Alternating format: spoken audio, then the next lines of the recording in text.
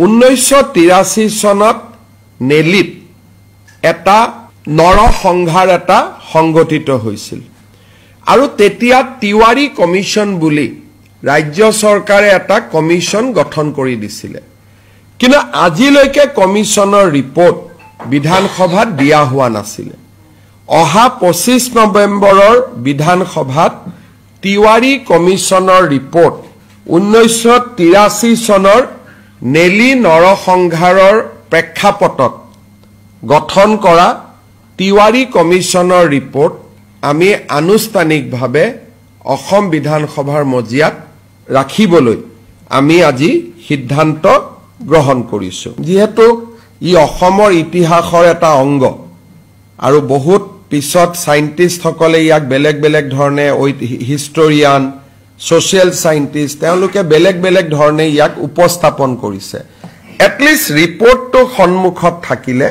মানুহে প্ৰকৃত তথ্যটো পাব পাৰিব সেই সময়ত কি হৈছিল আৰু 83 চনৰ ৰিপৰ্ট এটা 85 চনত চৰকাৰক দিছিলে সেই সময়ৰ পৰিবেশটো সম্পৰ্কে আমি উঠি অহা প্ৰজন্মকো আমি জনাব 1983 চনত নেলিত এটা নৰসংহাৰ এটা সংগঠিত হৈছিল আৰু তেতিয়া তিৱাৰী কমিশন বুলি ৰাজ্য চৰকাৰে এটা কমিশন গঠন কৰি দিছিল কিন্তু আজিলৈকে কমিশনৰ ৰিপৰ্ট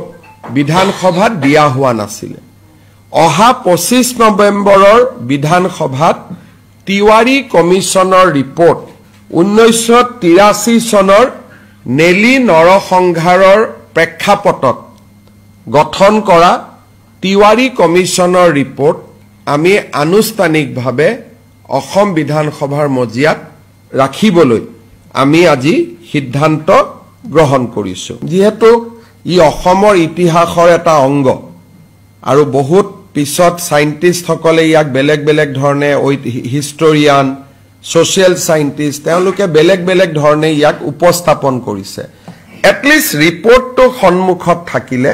মানুহে প্ৰকৃত তথ্যটো পাব পাৰিব সেই সময়ত কি হৈছিল আৰু 83 চনৰ ৰিপৰ্ট এটা 85 চনত চৰকাৰক দিছিলে সেই সময়ৰ পৰিবেশটো সম্পৰ্কে আমি উঠি অহা প্ৰজন্মকো আমি জনাব 1983 চনত নেলিত এটা নৰসংহাৰ এটা সংগঠিত হৈছিল